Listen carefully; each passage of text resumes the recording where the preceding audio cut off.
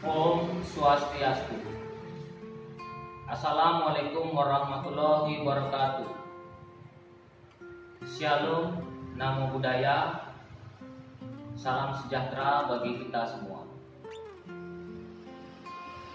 Baik, pada hari ini saya akan memperkenalkan diri. Nama saya Ikomang Mudina yang bertugas di SD Negeri 27 Pemacitan. Pada hari ini saya akan menjelaskan tentang makalah saya yang mengenai pengaruh era globalisasi terhadap dunia pendidikan.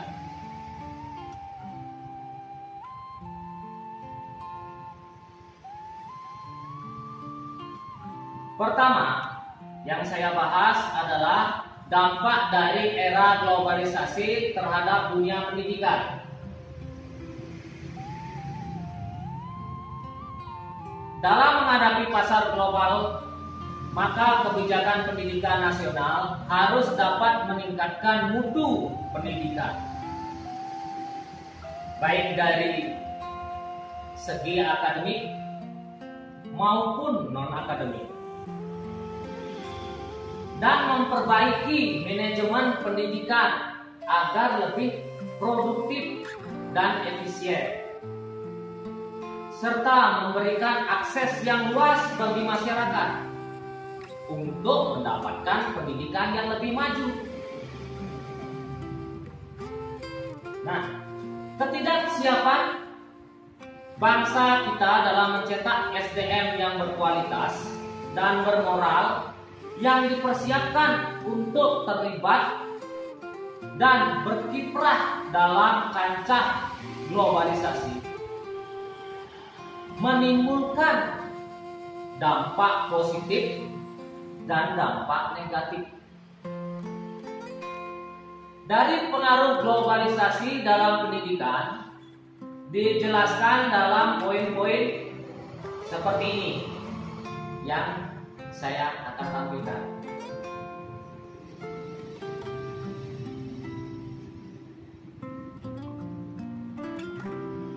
Pertama, dampak positif era globalisasi terhadap dunia pendidikan Indonesia.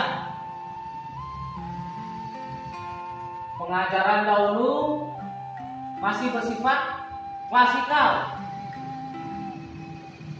berubah menjadi pengajaran yang berbasis teknologi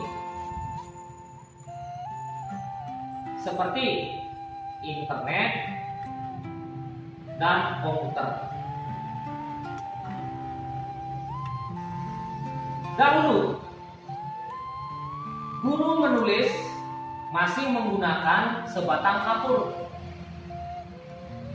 Sesekali membuat gambaran sederhana atau menggunakan suara-suara dan sarana sederhana lainnya untuk mengkomunikasikan pengetahuan dan informasi.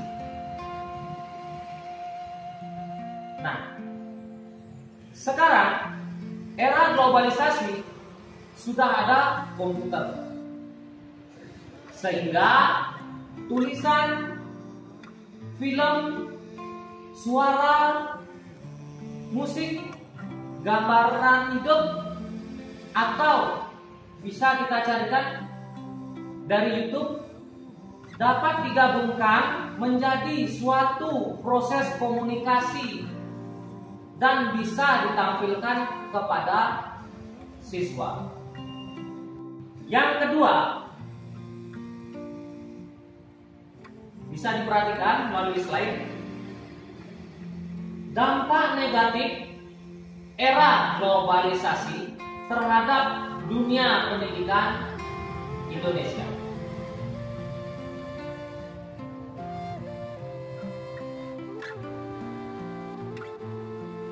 Yang A, komersialisasi pendidikan. Era globalisasi mengancam kemurnian dalam pendidikan. banyak didirikan sekolah-sekolah dengan tujuan utama sebagai media bisnis. Seperti dikatakan, John McClelland menggambarkan sebuah kisah tentang persaingan bisnis yang mulai merambah dunia pendidikan dalam bukunya, yaitu Masa Depan Sempurna. Bahwa tibanya perusahaan pendidikan menandai pendekatan kembalinya ke masa depan. Kemudian yang B,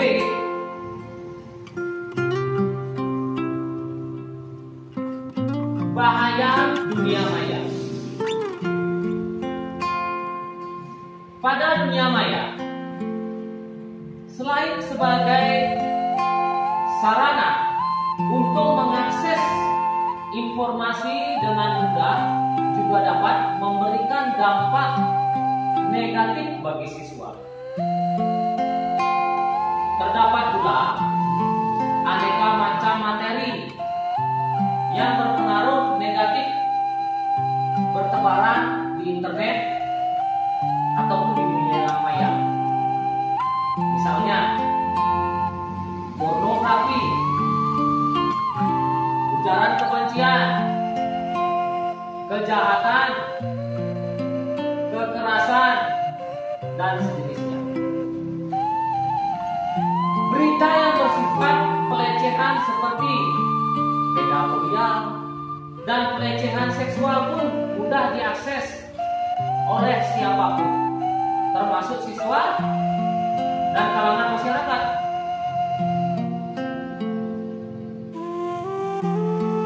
Yang C ataupun yang ketiga, ketergantungan. Mesin-mesin penggerak globalisasi seperti komputer dan internet dapat menyebabkan kecanduan pada diri siswa ataupun guru, sehingga guru ataupun siswa terkesan tak bersemangat dalam proses belajar mengajar tanpa bantuan alat-alat tersebut.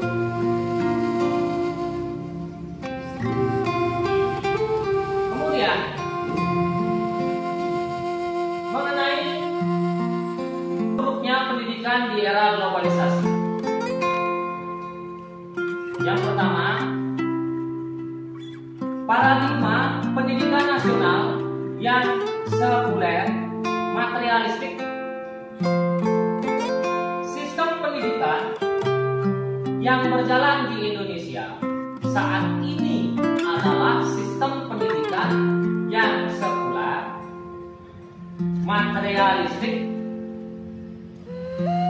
Hal ini dapat terlihat antara lain pada Undang-Undang Diknas nomor 20 tahun 2003 bab 6 tentang jalur, jenjang dan jenis pendidikan bagian ke-1 atau bagian umum.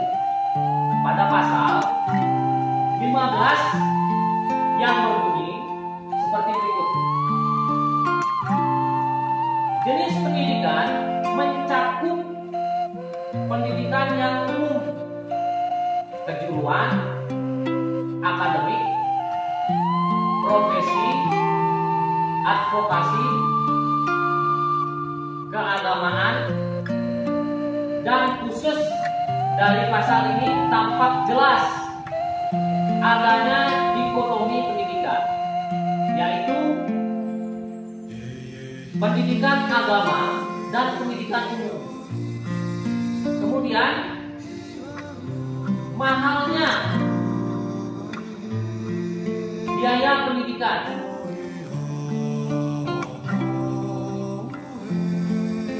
Mahalnya biaya pendidikan yang dirasakan dimulai dari taman kanak-kanak atau TK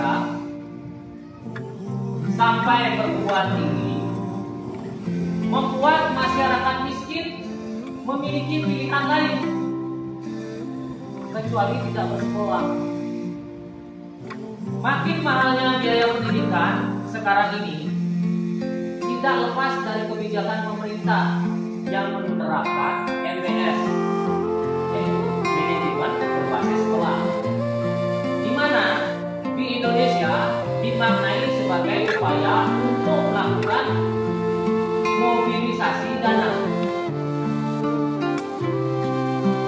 Yang ketiga, kualitas SDM yang sangat rendah.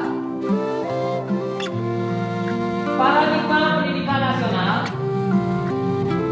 yang mengakibatkan sekuler materialistis. Kualitas kepribadian anak didik Indonesia semakin memprihatinkan karena kualitas SDM yang sangat rendah. Juga disebabkan di beberapa daerah di Indonesia masih kekurangan guru. Dan ini perlu segera diantisipasi dalam menghadapi era globalisasi.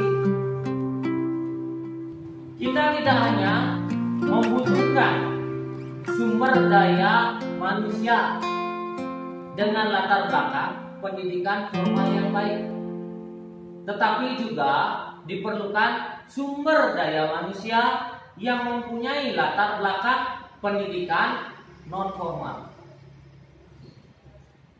Pada pembahasan yang ketiga, cara penyesuaian pendidikan di Indonesia pada era globalisasi.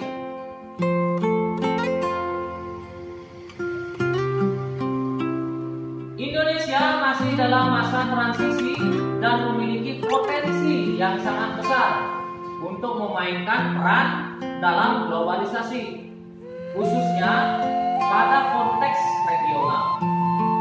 Inilah salah satu tantangan di dunia pendidikan kita, yaitu menghasilkan SDM yang kompetitif dan tangguh.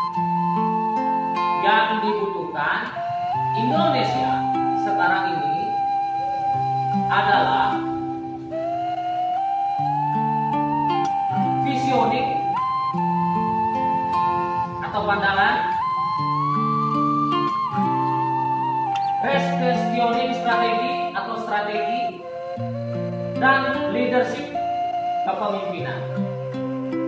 Tanpa itu semua kita tidak akan pernah beranjak dari transformasi yang terus berputar. Nah, itulah pembahasan makalah saya pada pagi hari ini. Saya ucapkan terima kasih banyak. Apabila terdapat kesalahan-kesalahan ataupun perkataan dari saya mohon maaf sebesar-besarnya. Saya tutup dengan para masaki. Oh, Santi, Santi.